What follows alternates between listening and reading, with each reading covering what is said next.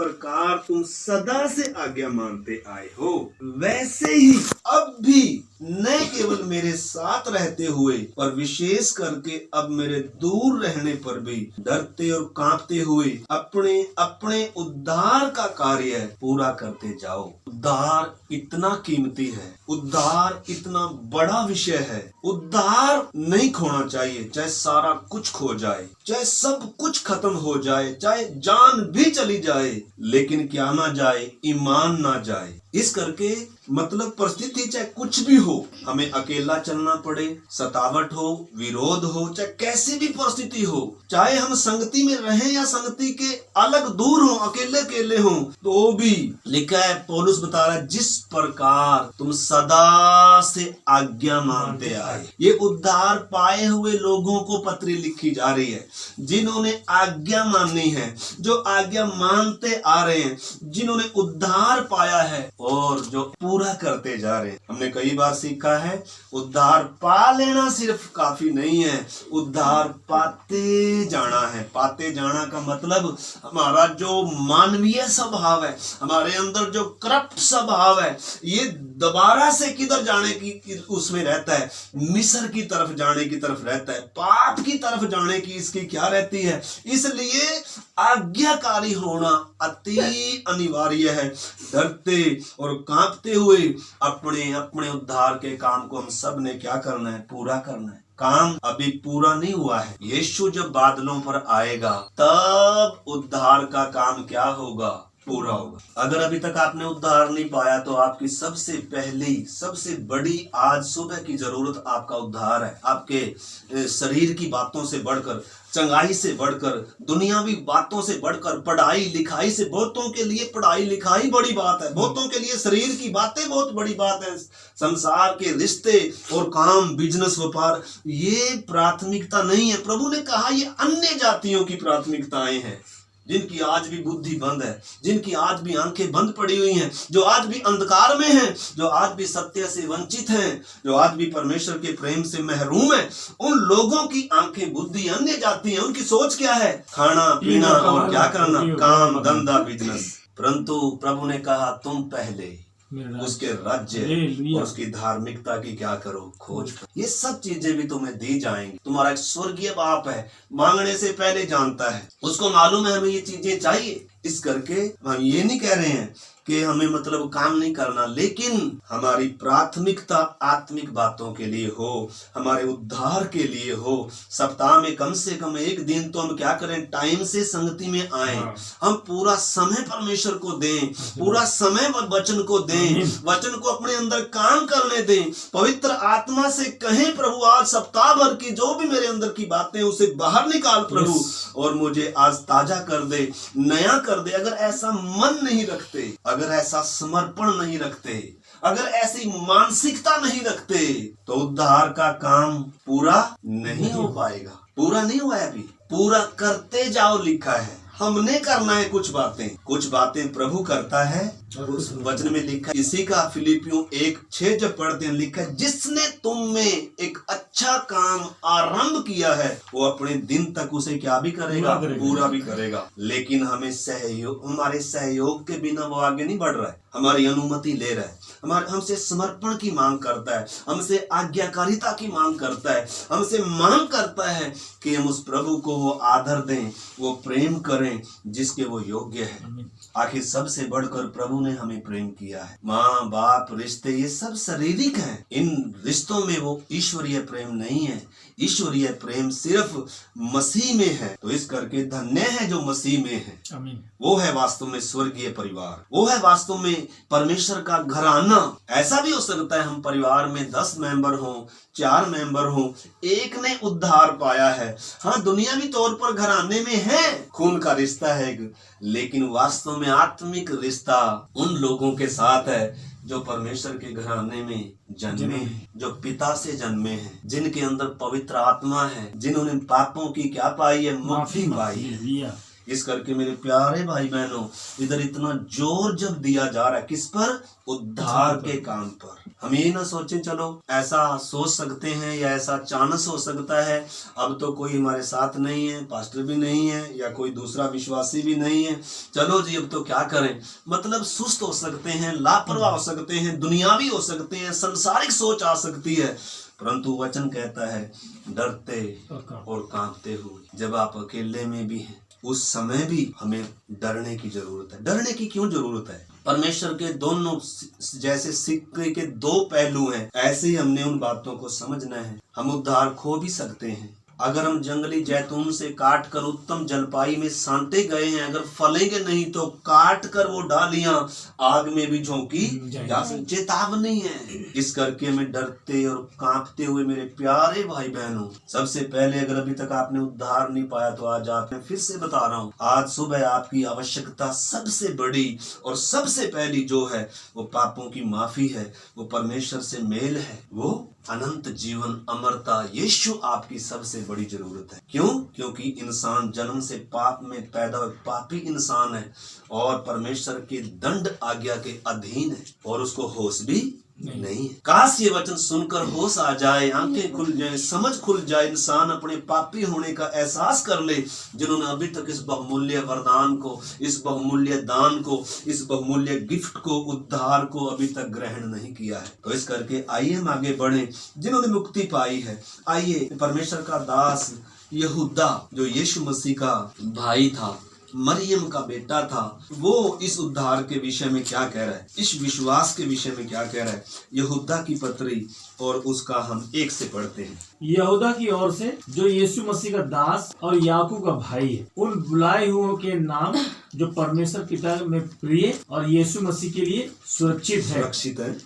दया और शांति और प्रेम तुम्हें बहुतायत से प्राप्त होता रहे। आमीन आमीन। ऐसा ही होता रहे। जो प्रिय हैं, जो चुने हुए हैं, जो मसीह के लिए सुरक्षित हैं, जो पिता के प्रिय हैं, जो मसीह में हैं, उन्हें अनुग्रह और शांति मिलते रहे। और आगे क्या कह रहा है? हे प्रियो, हाँ? जब मैं तुम्हें उस उद्धार के विषय में, जब मैं तुझे उस उद्धार के विषय में, विषय उद्धार है, उद्धार पा लेना सिर्फ नहीं, उद्धार पाते जाना, उद्धार का कार्य पूरा करना हमारे बिजनेस व्यापार से बढ़कर ज्यादा कीमती है। वो काम सबसे बड़ा है, सबसे पहले है, सबसे जरूरी है। उस काम को पूरा होना है। भले दुनियावी कोई काम पूरा ना भी हो पाए, कोई बात नहीं, चल जाएगा, क्योंकि ये काम, पतरस ने कहा, धरती और धरती पर के काम एक दिन सब खत्म हो जाएंगे। इस करके उद्धार का काम बना रहेगा, स्थिर रहेगा। इस करके वो विश्वासियों को, कलीसिया को लिख रहे, मेरे प्रियो, जब मैं तुम्हें उस उद्धार के विषय में लिखने में अत्यंत परिश्रम से प्रयत्न कर रहा था, जिसमें हम सब सहभागी हैं, तो मैंने तुम्हें यह समझाना अति आवश्यक जाना कि उस विश्वास के लिए पूरा यत्न करो जो पवित्र लोगों को एक ही बार सौंपा गया है। पूरा यत्न करो। उद्धार बड़ा कीमती है, विश्वास बड़ा कीमती है। इस विश्वास के लिए अगर कुछ भी कीमत देनी पड़े, कुछ भी सहना पड़े, कुछ भी छोड़ना पड़े, तो हमें हमेशा क्या रहना चाहिए? तैयार रहना चाहिए। प्राण देने तक जो विश्वास योग्य रहेगा वो जीवन का मुकुट पाएगा। प्रभु ने कहा जीवन का मुकुट पाना है तो आखिरी श्वास तक क्या रहना है? विश्वास। ये पवित्र विश्वास हमें सौंपा गया है। विश्वास का सृजनहार यीशु मसीह है। विश्वास का कर्ता और सिद्ध करने वाला प्रभु यीशु मसीह है। पवित्र आत्मा में है वो विश्वास, उसका वरदान विश्वास है, उसका फलों में एक फल विश्वास है। तो हमें हर एक जिसने उद्धार पाया है उसका अपना ही सिर्फ विश्वास नहीं है, बल्कि परमेश्वर की ओर से उसके अंदर विश्वास सिरजा गया है, पवित्र विश्वास सौंपा गया है। ये बेसकीमती उद्धार दान स्वरूप दिया है। इस करके आगे क्या समझाना चाह रहा है? 5 वचन पढ़ता हूँ। पर यद्यपि तुम सब बात एक बार जान चुके हो, तो भी मैं तुम्हें इस बात की शुद्धि दिलाना चाहता हूँ कि प्रभु ने एक कुल को मिस्र देश से छुड़ाने के बाद विश्वास न लाने वालों को नष्ट कर दिया। बार बार इस विषय को लिया जा रहा है, प्रेरितों के द्वारा, सेवकों के द्वारा उस बात को लेकर चेताया जा रहा है, समझाया जा रहा है। लिखा है तुम बार बार उन बातों को जान चुके हो तो भी मैं तुम्हें इस बात की शुद्धि दिलाना चाहता हूँ कि एक कुल को ऐसे ही परमेश्वर ने उद्धार दिया था, छुटकारा दिया था। उन्होंने परमेश्वर के प्रेम को, भलाइयों को चखा है, गुलामी को भी चखा हुआ था उन्होंने। वो ये नहीं बोल सकते कि हम तो अच्छे थे, भले थे, ठीक थे। क्यों? क्योंकि मिस्र में वास्तव में वो बड़ी भारी गुलामी में थे। परमेश्वर ने अपनी सामर्थ से उनको उद्धार दान में दिया। किसी का लहू बहा, किसी की जान गई, सेंत मेंत में इनका छुटकारा हुआ और ये नाश होने से बच गए। और इनको स्वर्गीय बातें, स्वर्गीय भोजन, वो मन्ना खिलाया। और इतना मैं बार बार उसी विषय को, क्योंकि वचन जब बार बार उस विषय को बता रहा है, इसलिए हमें भी बार बार, क्यों, तभी हम अपने उद्धार के काम के प्रति सीरियस रहेंगे, इग्नोर नहीं करेंगे। इस करके हमने समझना है। तो आगे कह रहे हैं, छुड़ाने के बाद विश्वास में न बने रहने वालों या विश्वास न करने वालों को उसने क्या कर दिया? नष्ट कर दिया। किसने? जिसने उद्धार दिया, जिसने प्रेम किया, उसी ने क्या कर दिया? शैतान से खतरनाक नहीं है, बल्कि भस्म करने वाली आग परमेश्वर है। अगर उसने जब हमें इतना बहुमूल्य उद्धार दिया, दान में दिया, हमारी भक्ति से नहीं दिया, हमारी तपस्या, दान, दक्षिणा से नहीं दिया, हमने कोई कीमत अदा नहीं करी, सारी कीमत जब स्वर्ग ने अदा करी है। इस करके मेरे प्यारे भाई बहनों, हमने उद्धार को सबसे कीमती समझना। आगे अगर जब आप पढ़ोगे, स्वर्ग दूतों के बारे में बता रहा है, जिन्होंने अपने पद को स्थिर नहीं रखा। ऊंचा दर्जा था उनका, लेकिन उन्होंने, और वो भी क्या ठहरे, वो भी लिखा है, जिन्होंने अपना निज निवास छोड़ दिया। कभी भी अपना स्थान नहीं छोड़ना चाहिए, कभी भी अपना जगह नहीं भूलनी चाहिए, अपनी जगह छोड़कर कभी भटकना नहीं चाहिए। हमारी जगह यीशु मसीह के कदमों में है, हमारी जगह परमेश्वर की उपस्थिति में है, हमारा संबंध परमेश्वर के साथ होना है, सबसे बड़ा रिश्ता। तो इस करके आगे स्वर्गदूतों के बारे में बता रहा है, फिर सदोम और अमोरा के बारे में बता रहा है कि कैसे वो नाश हो गए। और फिर आगे वो बात करते करते आगे बताते हुए 11 वचन, उन पर हाय क्योंकि वे कैन की सी चाल चले। कैन की चाल, कैन विश्वासी है, कैन सबसे पहला विश्वासी है, परमेश्वर के चरणों में आ रहा है, भेंट बलिदान लेकर आ रहा है, विश्वासी है तभी तो आ रहा है। परमेश्वर पर विश्वास कर रहा है कि नहीं कर रहा है? कर रहा है, लेकिन इसकी चाल क्या नहीं है? मैं अपनी मर्जी से चलूंगा, मानूंगा तो सही, अपने तरीके से मानूंगा। कैन की सी चाल, वचन कहता है उन पर हाय। चाल किसकी होनी है? यीशु मसीह के पद चिन्हों पर चलना है, जैसे हाबिल चल रहा था। तो लिखा है उन पर हाय क्योंकि वे कैन किसी चाल चले और मजदूरी के लिए बिलाम के समान भ्रष्ट हो गए और कोरह के समान विरोध करके नष्ट हुए। कोरह के समान विरोध करके नष्ट हुए।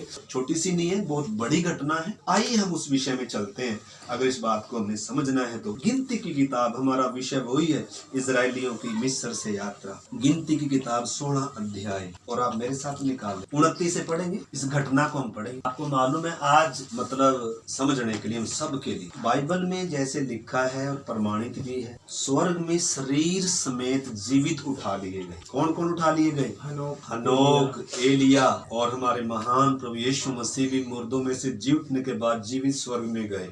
लेकिन आपको मालूम है, जीवित शरीर समेत, जीवित ही धरती ने क्या कर लिए? निगल लिए, अधलोक में शरीर समेत गए। जैसे हनोक शरीर समेत स्वर्ग में गया, एलिया शरीर समेत स्वर्ग में गया, ऐसे ही इधर इस घटना को आज हम पढ़ेंगे। क्यों डरते और कांपते हुए हम अपने उद्धार के काम को पूरा करना है? उद्धार क्यों इतना कीमती है? क्यों हम इस उद्धार को इग्नोर नहीं कर सकते, बाकी बातों को हम प्राथमिकता देने के चक्कर में? इस करके इधर बताया गया है, यदि उन मनुष्यों की मृत्यु और सब मनुष्यों के समान हो और उनका दंड सब मनुष्यों के समान हो, तो जानो कि मैं यहोवा का भेजा हुआ नहीं हूँ। आगे कह रहा है, परंतु यदि यहोवा अपनी अनोखी शक्ति प्रकट करे और पृथ्वी अपना मुंह पसार कर उनको और उनका सब कुछ निगल जाए और वे जीते जी अधोलोक में जा पड़े, तो तुम समझ लो कि इन मनुष्यों ने यहोवा का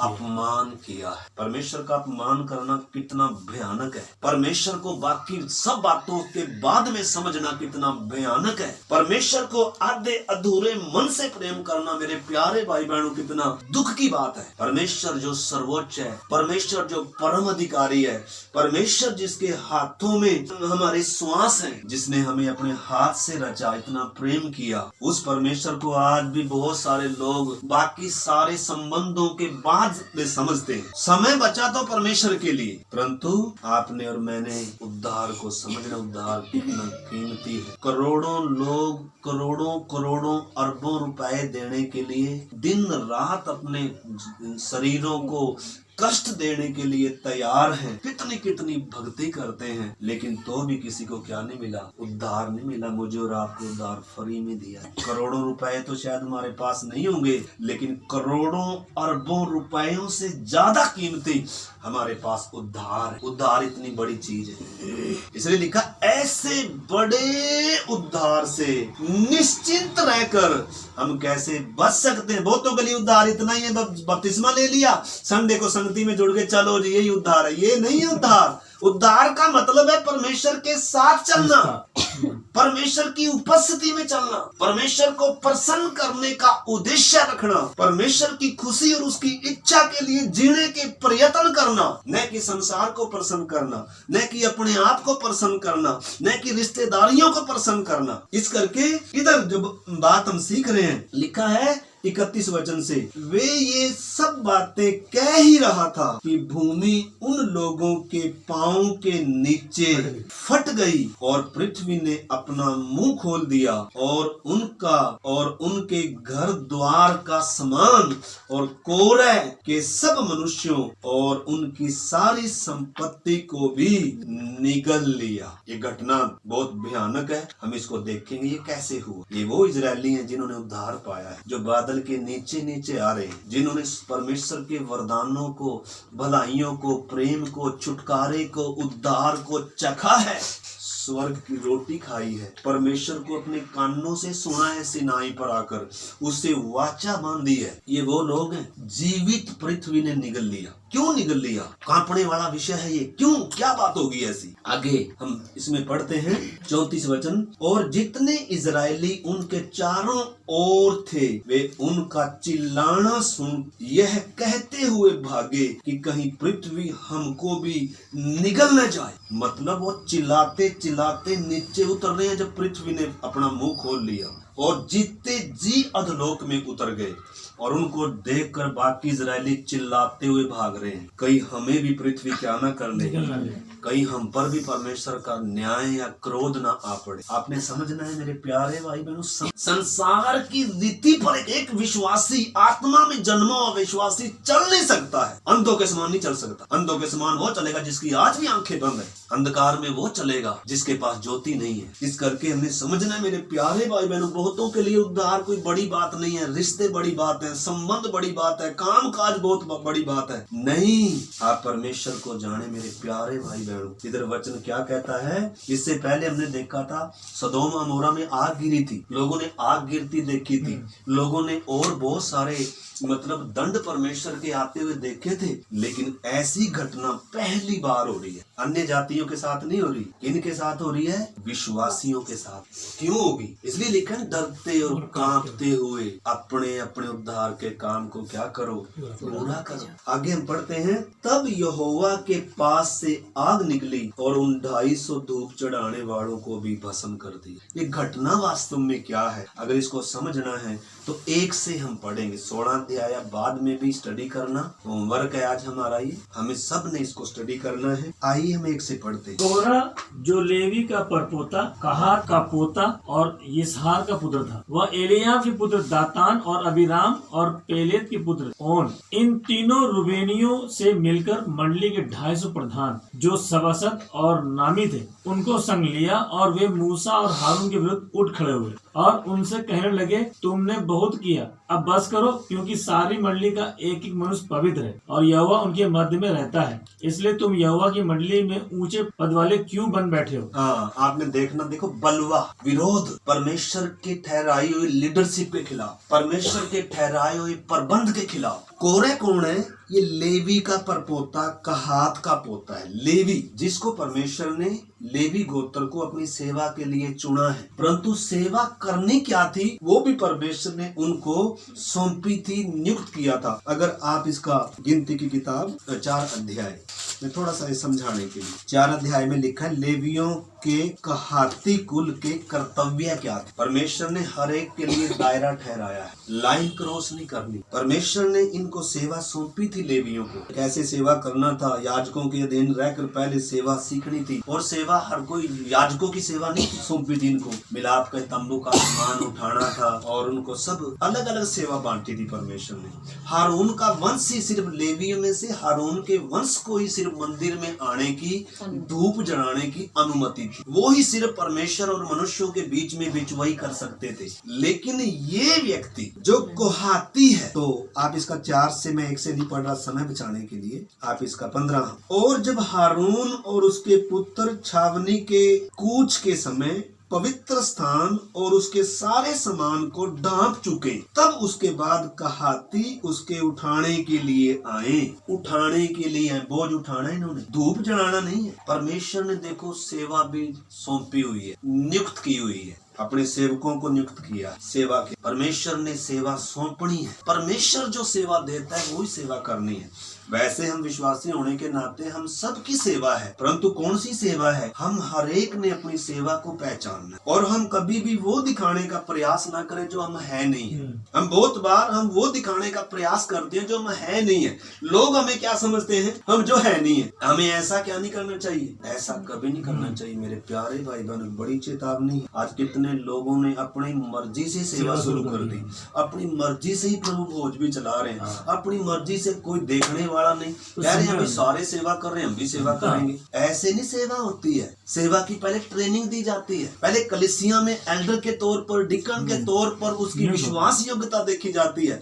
फिर सेवकों के द्वारा हाथ रखकर सेवा सौंपी जाती है, और तब वो क्या कर सकता है। वैसे हम सब याजकों का समाज है, हम सब नए नियम में, लेकिन तो भी मेरे प्यारे भाई बहनों बात की गंभीरता को हमने समझना है। तो इधर जब सब सामान ढांप दिया जाए तब वो क्या करते थे? उनका भार उठाते थे। और परमेश्वर ने बड़ी चेतावनी भी दी थी, लिखा है कहाती उसके उठाने के लिए आए, पर किसी पवित्र वस्तु को न छुए, कहीं ऐसा न हो कि वे मर जाएं। कहातियों के उठाने के लिए मिलाप के तंबू की ये ही वस्तुएं हैं। मतलब काम बांटा हुआ था इनका, कहातियों का। ये जो लेवी है, इन्होंने अपने दायरे में रहना था। परमेश्वर ने चेतावनी दिया था कहीं मर ना जाओ। उन बातों को दायरा नहीं। आपको मालूम है मिलाप के तंबू में अलग अलग स्थान होते थे। अति पवित्र स्थान में सिर्फ महायाजक ही जा सकते, और पवित्र स्थान में भी सिर्फ याजक ही आ सकते थे, बाकी लेवी नहीं आ सकते थे। आज तो हम धन्यवाद करते उस महान परमेश्वर का जिसने बीच का पर्दा हटाकर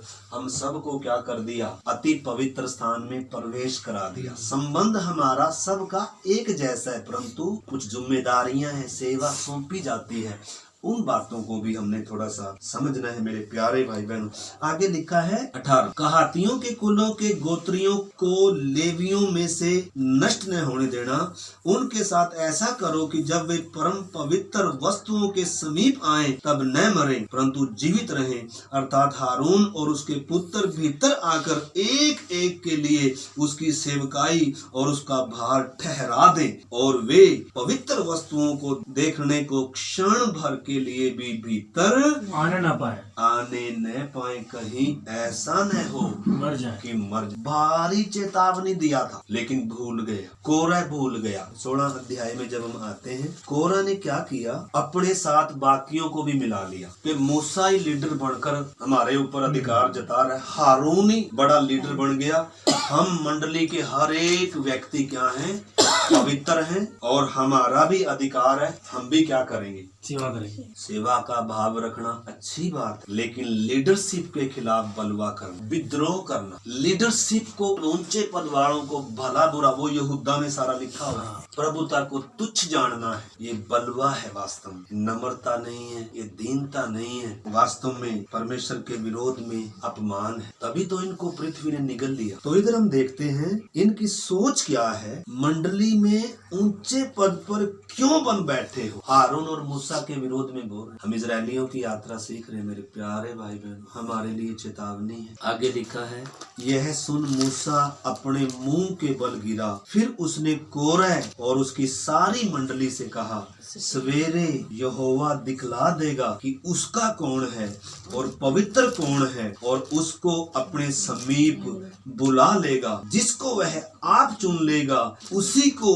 अपने समीप बुला भी लेगा। मूसा लड़ नहीं रहा। मूसा कह रहा है ये विषय हमारा नहीं है, ये विषय परमेश्वर का है। परमेश्वर ही इसमें एक्शन लेगा, परमेश्वर ही प्रमाणित करेगा। परमेश्वर की ओर से कौन है और खुद जो अपने आप को नियुक्त करता है वह कौन है। तो इधर हम देखते हैं 6 वचन में पढ़ता हूँ, इसलिए हे कोरह, तुम अपनी सारी मंडली समेत यह करो, अर्थात अपना अपना धूप दान ठीक करो, और कल उनमें आग रखकर यहोवा के सामने धूप देना। हे लेवियो, तुम भी बड़ी बड़ी बातें करते हो, अब बस करो। फिर मूसा ने कोरह से कहा, हे लेवियो सुनो, क्या यह तुम्हें छोटी बात जान पड़ती है कि इजराइल के परमेश्वर ने तुमको इजराइल की मंडली से अलग करके अपने निवास की सेवा करने और मंडली के सामने खड़े होकर उसकी भी सेवा टहल करने के लिए अपने समीप बुला लिया है? क्या ये थोड़ा था? क्या ये कम था? और तुझे और तेरे सब लेवी भाइयों को भी उसने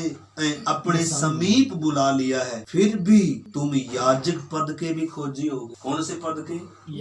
याजक पद के भी। देखो कैसे इंसान के अंदर पाप अगर है तो वो परमेश्वर का बैरी बनाता है। पाप इंसान को बिगाड़ता है। इजरायली भले छुटकारा पाए हैं, लेकिन उनका पाप से क्या नहीं हुआ है? छुटकारा। हमारा पाप से छुटकारा किया है। पाप की उस क्रूरता से, उस गुलामी से, उस दास्ता से जिस पाप ने मार कर रखा था, जिस पाप ने बिगाड़ कर रखा था, जिस पाप ने परमेश्वर का बैरी बना कर रखा था, उस पाप से छुटकारा अति अनिवार्य है। छुटकारा, उद्धार, इन बातों को हमने समझना है। उनका छुटकारा शारीरिक था, तो भी इतना भी मुश्किल नहीं था। उनके लिए अंदर की पवित्रता की मांग नहीं थी, तो भी वो बड़े आनंद के साथ चल सकते थे। परमेश्वर का अनुग्रह उनके साथ, परमेश्वर की कृपा उनके साथ थी, लेकिन उन्होंने बलवा किया, लीडरशिप के खिलाफ बातें कही। बहुत बार आज भी कितने विश्वासी भी, सेवक भी लीडरशिप के खिलाफ बहुत कुछ बोलते हैं, और बहुत सारे भाई सब सेवा करते हैं, मैं भी सेवा कर, और अपनी सेवा भी क्या कर देते हैं? शुरू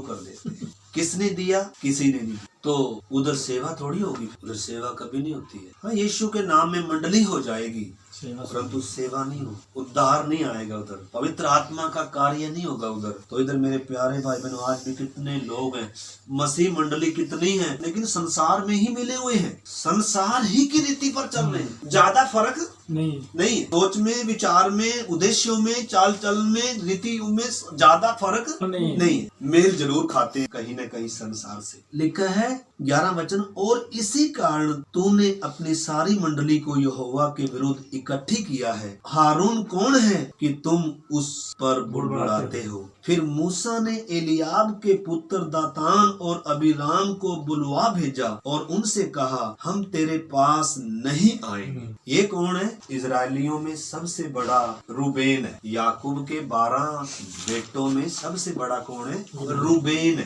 पहलोठा है रूबेन। उसने पहलोठे का अधिकार खो दिया था, अपने पिता के बिछोने पर चढ़ा था, अपने पिता की रखेल से उसने क्या किया था? गलत काम किया था, इसलिए उसको पहलोठा का अधिकार उसको नहीं मिला। पहलोठे का अधिकार किसको मिला? यूसुफ को मिला। उसके 2 बेटे गिने गए। 2 रियासत यीशु से मिली जो पहलोटक मिलती है। आत्मिक तौर पर यहूदा को मिला कि यहूदा अगुवाई करेगा, और सेवा का कार्य लेवी को मिला, बाकी सब गोत्रों को नहीं दिया गया। इसलिए तो हम पढ़ रहे हैं, हे मेरे प्रियो, न केवल मेरे साथ रहते हुए पर विशेषकर मेरे दूर रहने पर भी। मूसा थोड़ी सी दूर हो गया, थोड़ा सा कुछ समय लग गया, परमेश्वर से बात कर रहा था, अगला प्रोग्राम लेकर आ रहा था, इतने में ही और उसने ठाकर क्या कर दिया, इजरायलियों के दबाव में आकर एक सोने का क्या बना दिया, बछड़ा बना दिया, और उसके आगे क्या कर रहे थे, नाच रहे। तो भी मूसा परमेश्वर का ठहराया आगे जाकर परमेश्वर के सामने गिड़गिड़ा रहा है, हे परमेश्वर को क्या कर, माफ कर। निश्चय के बलवा करने वाले उस समय भी क्या किए गए, घात किए गए। इधर जब हम आगे देखते हैं,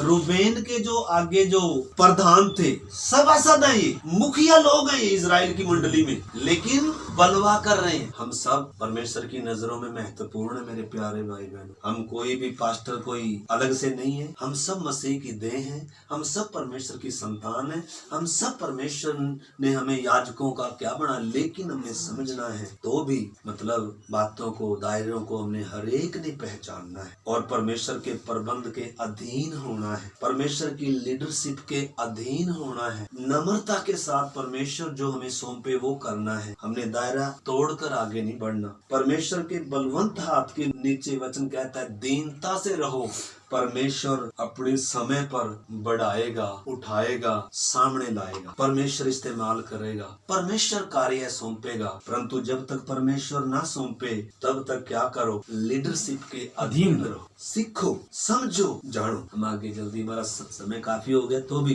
13 मूसा बुला रहा है, वो कह रहा हम नहीं आते, तुम ज्यादा लीडर बन के बैठ गए, हम नहीं आएंगे। आज भी ऐसे स्वभाव के बहुत सारे विश्वासी हैं, लीडरशिप को तवज्जो, बोलना हुआ तो बोलना होगा, हम चलेंगे तो अपनी मर्जी से चल लो भाई, चल लो। अगर आपकी ऐसे आत्मिक उन्नति होती हो तो करो, खूब कर लो। अगर आपकी ऐसी ही आत्मिक उन्नति होगी, ऐसे ही परमेश्वर खुश होता हो तो भाई जरूर कर लो।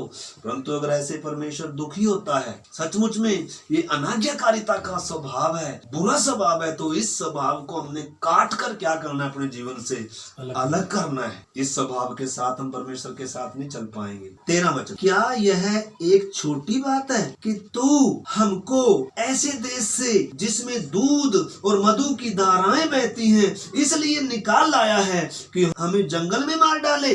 फिर क्या तू हमारे ऊपर प्रधान भी बनकर अधिकार जताता है? नोट करना, लिखा है मिस्र की गुलामी को क्या बता रहे हैं, दूध और मधु के देश में से हमें निकाल लाया। क्या कह रहे हैं, बहुतों को आज संसार बहुत प्यारा लगता है। आपने समझना, संसार से मित्रता तो परमेश्वर से बैर है। वचन कहता है संसार से मित्रता, संसार की रीति, संसार का तरीका मिस्र का तरीका है, और मिस्र से प्रेम करने वालों को परमेश्वर बख्शेगा नहीं। बपतिस्मा लिए से काम नहीं बनेगा, संडे आराधना में आने से बात नहीं बनेगी। पवित्रता के खोजी होना है, नम्रता, दीनता होनी है, परमेश्वर की इच्छा के सामने सरेंडर होना है। प्रभु तेरी इच्छा मेरे जीवन में पूरी हो, प्रभु तेरी आत्मा मुझे चलाए, प्रभु तू मुझे अगुवाई कर। ये क्या कह रहे हैं, हम तो दूध और मधु के देश में थे, तू हमें लेकर आया। देखो इनको बादल का खंबा नजर नहीं आ रहा। देखो पाप जब एक इंसान को पकड़ता है, राज करता है, बिगाड़ता है, फिर वो अंधा हो जाता है व्यक्ति, उसको मालूम नहीं है ये कर क्या रहा है, होश भी नहीं है ये बोल क्या रहा है। क्या बोल रहा है, कह रहा है तू हमें दूध और मधु के उस उत्तम देश में से निकाल ले आया कि हमें जंगल में क्या करे, जंगल में मार डाले। सोच कर देखो, दारू तो पिए हुए नहीं है, शराब भी तो नहीं है ना, लेकिन पाप इतना भयानक है। पाप से खेलना नहीं, पाप मारेगा, पाप परमेश्वर का बैरी बनाएगा, पाप सुख देता है, पाप को मजा देता है, पाप मीठा लगता है, पाप में थोड़े दिन का सुख है, लेकिन इसका जो परिणाम होगा वो बहुत क्या होगा, भयानक हो। इसलिए इंसान आज संसार में सुख ढूंढता है, संसार की मित्रता ढूंढता है, पाप में सुख उसको अच्छा लगता है। पाप कितना भयानक है परमेश्वर की नजर में, पाप को परमेश्वर कभी माफ नहीं कर सकता। यीशु हमारे लिए जब पाप बना, स्वर्ग की आंखें लाल हो गई और उसकी कोई विनती नहीं सुनी गई और परमेश्वर का भयानक कोप उसके ऊपर गिरा। वो मेमना आग में कैसे भूंजा गया, मेरे और आपके स्थान पर कोई तड़पने के स्थान में भूंजा गया, मरा है है कोई, उद्धार यूं ही नहीं मिला। हमारे मन मर्जी से चलने का मार्ग नहीं है ये। आज बहुत सारे जो मर्जी बोल लो चलेंगे, हम अपनी मर्जी से चल लो भाई। आपको उद्धार की गंभीरता मालूम नहीं। इस करके हम इधर देखते हैं, आगे लिखा है, दूध और मधु के देश में से तू हमें जंगल में मरने के लिए निकाल लाया, और फिर क्या तू हमारे ऊपर प्रधान भी बनकर अधिकार जताता है? फिर तूने हमें ऐसे देश में जहाँ दूध और मधु की धारा बहती है नहीं पहुँचाया, और न हमें खेतों और दाख की बारियों के अधिकारी किया। क्या तो इन लोगों की आंखों में धूल डालेगा? हम तो नहीं आएंगे। किसके खिलाफ है जी? परमेश्वर का अपमान है या मूसा का विरोध है? परमेश्वर का अपमान। मूसा जो बार बार विनती कर रहे, बाप इन्हें माफ करे, परमेश्वर के पाप इन पर ना लगाए, इन्हें क्षमा करिए, नहीं जान रहे क्या कर रहे, अभी तक तुझे नहीं पहचान पाए, इनको क्षमा कर दे। बार बार विनती करता है इनके लिए, लेकिन उसी के खिलाफ, उसी के विरोध में उठ रहे। एक बार तो मूसा की बहन, मूसा का भाई हारून भी उठ गया, तू ज्यादा पवित्र है, हम भी तो पवित्र है। कोड़ी हो गई थी उसकी बहन, इजराइल की यात्रा वहीं रुक गई, कोड़ी हो, और 7 दिन तक इधर रही, अलग छावनी से बाहर परमेश्वर ने रखा। तुमने मेरे दास मूसा के खिलाफ मुंह खोलने से तुम डरे नहीं? हमने समझना है मेरे प्यारे, क्यों डरते और कांपते हुए अपने उद्धार के काम? अपनी सेवक वो नहीं होते जो हमारे कानों की खुजली मिटा दे। आज ऐसे समय में आए, ऐसे सेवक चाहिए जो हमारे यहाँ प्रचार, बहुत मीठा मीठा प्रचार जो करते हैं। परमेश्वर की इच्छा क्या है वो कोई वास्ता नहीं है, लेकिन हमें प्रचारक चाहिए जो हमारी इच्छा के अनुसार का प्रचार हो, हमारी मन मर्जी का हो, हमारे सामने एक ऐसी मूर्ति सी दिखे और जिसको हम देख पाए और उसके सामने खूब हम आराधना और आनंद ले पाए, वो बछड़ा होगा। इस करके इसकी गंभीरता आप खुद भी पढ़ना, बाकी रहा हम अगली बार पढ़ेंगे मेरे प्यारे भाई बहन। हमारा समय हो, इधर जब उनको ये सब बातें बताई जा रही हैं, आगे से नम्र होने की बजाय बलवा कर रहे हैं, आज्ञा मानने की बजाय विद्रोह कर रहे हैं। कौन है ये परमेश्वर को अपने कानों से सुने हुए हैं, हर रोज मन्ना खाते हैं। हर रोज क्या करते हैं? मन्ना खाते, लेकिन चलेंगे अपनी मर्जी से। मूसा तो जो मर्जी कर ले, तो ही पवित्र नहीं है, हम भी पवित्र। तो ही परमेश्वर की सेवा नहीं करता हारून, हम भी करते हैं, हम भी चुने हुए लोग हैं। ऐसे कर कर बलवा कर रहे हैं, और मूसा के समझाने से भी जब ये समझ नहीं रहे, मैं थोड़ा सा 1-2 आयत पढ़कर हम प्रार्थना में चलेंगे। 16 में, तब मूसा ने कोरह से कहा, कल तू अपनी सारी मंडली को साथ लेकर हारून के साथ यहोवा के सामने हाजिर होना, और तुम अपना अपना धूपदान लेकर उनमें धूप देना। फिर अपना अपना धूपदान जो सब समेत 250 होंगे यहोवा के सामने ले जाना। विशेष करके तू और हारून अपना अपना धूप दान ले जाना। तो आगे हुआ ये, यहोवा ने मूसा और हारून से कहा, उस मंडली के बीच में से अलग हो जाओ कि मैं उन्हें पल भर में भस्म कर डालूं। परमेश्वर कह रहा है, ऐसी मंडलियों से दूर हो जाओ, ऐसी संगतियों से दूर हो जाओ जो परमेश्वर का अपमान करते हैं, जो परमेश्वर की लीडरशिप का विरोध करते हैं, जो परमेश्वर के तरीके से नहीं है। ऐसी मंडलियों से क्या हो जाओ?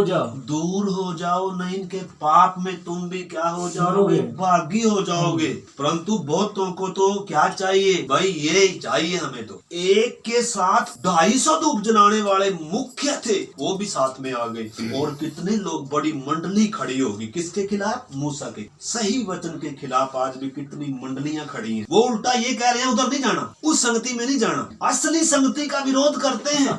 आज भी कितने ऐसे लोग हैं, इनके दंड की आज्ञा हो चुकी है। प्रभु कहेगा, हे कुकर्म करने वालों, मैं तुम्हें जानता ही नहीं हूँ। हर कोई जो प्रभु प्रभु कहता है, प्रभु की सेवा करता है, प्रभु से उसका मेल भी नहीं है, प्रभु ने उसे सेवा दी नहीं है, प्रभु उसे जानता ही नहीं है, क्योंकि कुकर्म भी करते हैं और सेवा भी करते हैं। परंतु इधर जब हम बात को देख रहे हैं मेरे प्यारे भाई बहनों, इधर परमेश्वर कह रहा है, उनसे अलग हो जाओ, नहीं तो मैं पल भर में उनको भस्म कर डालूंगा। तब वे मुंह के बल गिर के कहने लगे, हे सब प्राणियों के आत्माओं के परमेश्वर, क्या एक पुरुष के पाप के कारण तेरा कोप सारी मंडली पर होगा? यहोवा ने मूसा से कहा, मंडली के लोगों से कह कि कोरह, दातान और अबीराम के तंबुओं के पास से हट जाओ। आस पास से हट जाओ ऐसी संगतियों में जहाँ परमेश्वर ना हो, जहाँ परमेश्वर के विरोध में हो, जहाँ लीडरशिप का अपमान किया जाता हो, जहाँ अपने आप को कोई बड़ा बनाता हो, परमेश्वर के खिलाफ बलवा है। इधर आगे लिखा है, तब मूसा उठकर दतान और अबीराम के पास गया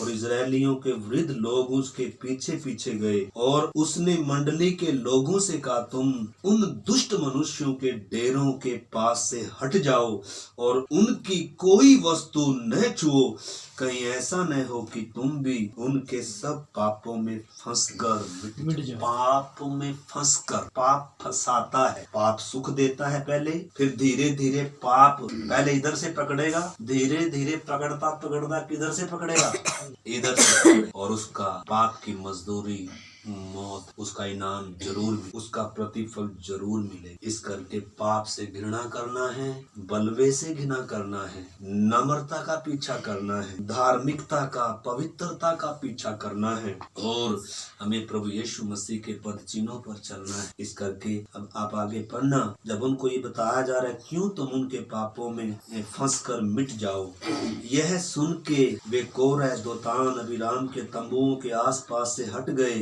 परंतु दातान और अबीराम निकलकर अपनी पत्नियों, बेटों, बाल बच्चों समेत अपने अपने डेरे के द्वार पर खड़े हुए। तब मूसा ने कहा, इससे तुम जान लोगे कि यहोवा ने मुझे भेजा है कि यह सब काम करूं, क्योंकि मैंने अपनी इच्छा से कुछ नहीं किया। आगे हमने वचन पढ़ लिए। जब ये सब बातें कह ही रहा था, जमीन फट गई और जीवते ही वो किसमें उतर गए, अधोलोक में। आइए हम प्रार्थना करें, अपने जीवन को जांचे मेरे प्यारे। उद्धार कितनी बड़ी है, परमेश्वर की नजरों में उद्धार कीमती है, यीशु का लहू कीमती है, यीशु का बलिदान कीमती है। हमारी नजरों में नहीं होगा लेकिन स्वर्ग माफ नहीं करे, इसलिए लिखा, यदि हम जानबूझकर पाप करते रहें तो कोई बलिदान बाकी नहीं, हाँ दंड का एक भयानक आग का बाट जोड़ना बाकी है। इसलिए लिखा, डरते और कांपते हुए अपने अपने उद्धार के काम को पूरा करो। आइए हम प्रार्थना करें, आइए हम सब अपने दिल से प्रार्थना करें। प्रभु मैं पाप से घृणा करूं, पवित्रता की मेरे अंदर भूख और प्यास, नम्रता है, आज्ञाकारिता है। प्रभु जी मैं आपके पद चिन्हों पर चलूं। प्रभु मैं अपने उद्धार के काम को डरते और कांपते हुए पूरा करने पाऊं। मेरी आंखें प्रभु सचमुच में मिस्र की तरफ नहीं, पीछे की तरफ नहीं, आगे की तरफ, निशाने की तरफ, आपकी तरफ लगी रहे। प्रभु हम आपकी ओर ताकते रहें। आपने प्रभु हमारे लिए क्रूस पर इतना बड़ा कीमत अदा करी, मुंह पर थुकवा लिया। प्रभु हमारे अधर्मों के कारण आप कुछ ले गए, हमारे गुनाहों पापों के निमित्त आपका लहू बह गया। उस लहू में प्रभु हम एक एक को धो दे, शुद्ध कर, क्षमा कर, पवित्र कर, नम्र कर, दीन कर, और हमें प्रभु सचमुच में इस महान उद्धार के कार्य को डरते और कांपते हुए पूरा करने के लिए, अपनी दौड़ को पूरा करने के लिए, प्रभु अपनी तैयारी को पूरा करने के लिए, और उस सड़ाहट और मलिनताओं से छूटकर तेरे ईश्वरीय स्वभाव में बदलने के लिए प्रभु तो हम सब पर ऐसा अनुग्रह कर, सहायता कर। प्रभु एक एक हमारे भाई बहन, बच्चे, बड़े बुजुर्ग सबको आपके हाथ में सौंपते हैं। किसी के लिए वचन प्रभु न्याय का कारण न बने, बल्कि उद्धार का, आशीष का, आत्मिक उन्नति, बेदारी और जागृति का कारण बन जाए। सप्ताह भर तेरे साथ चलें, तेरी खुशी, तेरी महिमा के लिए जिए, तो हम सब पर ऐसा अनुग्रह। धन्यवाद, आपने हमारी प्रार्थना को सुना। सारा आदर, सारी महिमा आपको देते हुए प्रार्थना को हमारे उद्धार करता प्रभु यीशु मसीह के नाम से मांग, आमीन। अब हमारे प्रभु यीशु मसीह का अनुग्रह, पिता परमेश्वर का प्रेम और पवित्र आत्मा की संगति और सहभागिता हम सबों के साथ, दुनिया भर में प्रभु के लोगों के साथ प्रभु यीशु के आगमन तक होती रहे। आमीन। सबको जय मसीह की। मारानाथा।